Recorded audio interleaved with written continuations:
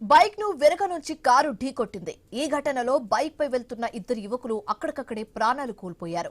వరంగల్ హైదరాబాద్ హైవేపై పెంబర్తి గ్రామం వద్ద ఈ ఘటన జరిగినట్లుగా తెలుస్తుంది. మృతులను జనగానకి చెందిన నితిన్ రెడ్డి, మొహమ్మద్ సుజాహిద్ గా గుర్తించారు. మృతదేహాలను ప్రభుత్వ ఏరియా హాస్పిటల్ కు తరలించారు. ఈ ప్రమాదంపై పోలీసులు కేసు నమోదు చేసి దర్యాప్తు చేపట్టారు. ఈ అంశానికి సంబంధించి మరింత తాజా సమాచారం మా కరెస్పాండెంట్ ప్రశాంత్ ఫోన్ ద్వారా అందిస్తారు. ప్రశాంత్, అసలు ఈ యాక్సిడెంట్ ఎలా జరిగింది? కుటుంబ సభ్యులు ఏమంటున్నారు? పూర్తి డీటెయిల్స్ ఏ విధంగా ఉంది?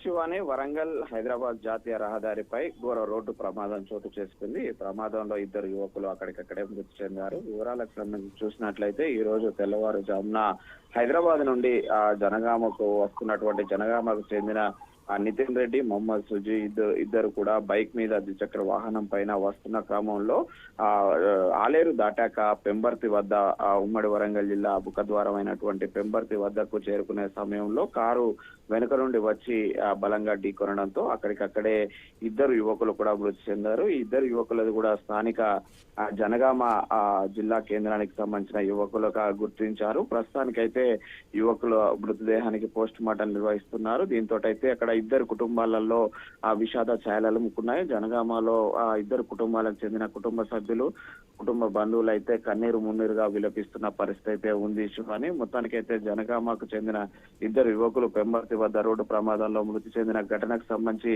అటు పోలీసులు కూడా సుమోటోగా కేసు నమోదు చేసి విచారణ కూడా చేపడుతున్నారు. Shivani, right, thanks for the updates Prashanth.